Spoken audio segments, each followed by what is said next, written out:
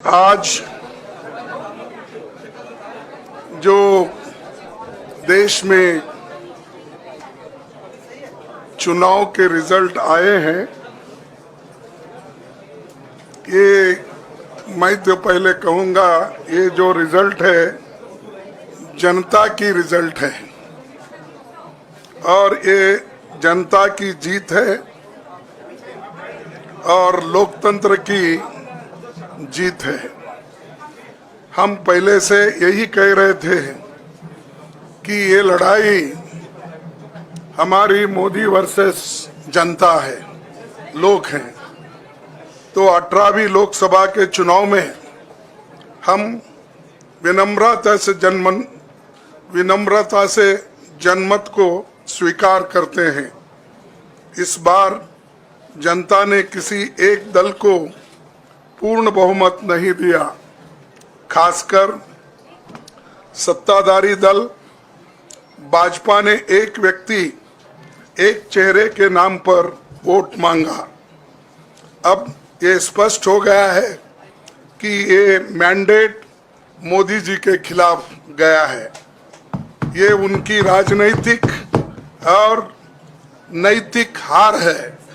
जो व्यक्ति बार बार अपने नाम से ही हर जगह वोट मांगते थे, उनकी ये बहुत बड़ी हार है और नैतिक दृष्टि से ये तो उनको बहुत बड़ा नुकसान हुआ है। आप जानते हैं कि कांग्रेस पार्टी और हमारे इंडिया गठबंधन से बहुत प्रतिकूल माहौल में चुनाव लड़ा।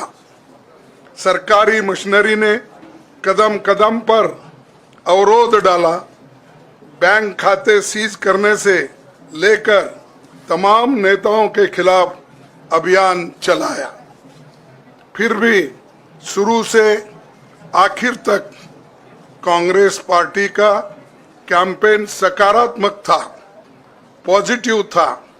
हमने महंगाई, बेरोजगारी, किसानों और मजदूरों की बदहाली और संविधान संस्थाओं का दुरुपयोग जैसे विषयों को केंद्रीय मुद्दा बनाकर हम जनता के सामने गए थे। इन मुद्दों पर बड़ी संख्या में लोग हमसे जुड़े, हमारा समर्थन किया। प्रधानमंत्री ने जिस तरह का कैंपेन किया वो इतिहास में लंबे समय तक याद रखा जाएगा। कांग्रेस के घोषणा पत्र के बारे में मोदी जी ने जो झूठ फैलाया, जनता ने उसे समझ लिया। मैं इस मौके पर कहना चाहूँगा कि श्री राहुल गांधी जी की दोनों यात्राएं, भारत जोड़ो यात्रा और भारत जोड़ो न्याय यात्रा के दौरान लाखों करोड़ों लोगों को मिलना, लोगों की समस्याओं को सुनना और आगे चलकर उन समस्याओं का हल ढूंढना हमारे कैंपेन का आधार बना। हमने इसी को 5 न्याय और 25 गारंटी का नाम दिया और इसी के आधार पर हमने गारंटी कार्ड बनाया। हमारे कार्यकर्ता उसे लेकर घर घर पहुंचे और लोगों को संपर्क करे। इसके अलावा जो एक महत्वपूर्ण बात है वो भाजपा नेतृत्व की अहंकार की वजह से हुई। उन्होंने धीरे धीरे सारे संवैधानिक संस्थाओं के ऊपर गैर कानूनी तरीके से कब्जा करने की कोशिश की। फिर इनका उपयोग विरोधी दल के खिलाफ करने लगे। जो दब गया उसे दबा के अपने तरफ लिया, जो नहीं दबे उसकी पार्टी को तोड़ दिया, नहीं तो फिर जेल में डाल दिया। लोगों को ये विश्वास हो गया था कि मोदी जी को एक मौका और मिला तो अगला हमला संविधान पर सीधा होगा और लोकतंत्र पर होगा। इसीलिए लोगों को इसके प्रमाण नए संसद सत्र के साथ ही दिखेंगे।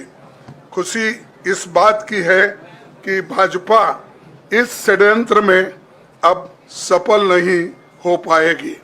मैं इस अवसर पर सीपीपी चेयरपर्सन श्रीमती सोनिया गांधी जी, हमारे लोकप्रिय नेता राहुल गांधी जी, प्रियंका गांधी जी का विशेष मैं धन्यवाद करना चाहता हूं।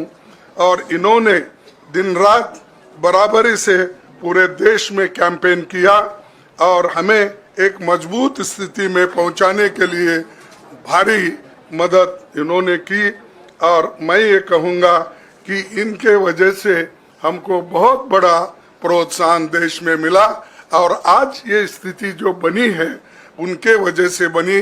और हमारे करोड़ों कार्यकर्ता जो है देश में, उन्होंने भी हमारा साथ दिया, इसीलिए मैं बहुत बहुत उनको धन्यवाद देता हूं। आखिर मैं इंडिया गठबंधन के अपने सभी साथियों और शुभचिंतकों का धन्यवाद करता हूं।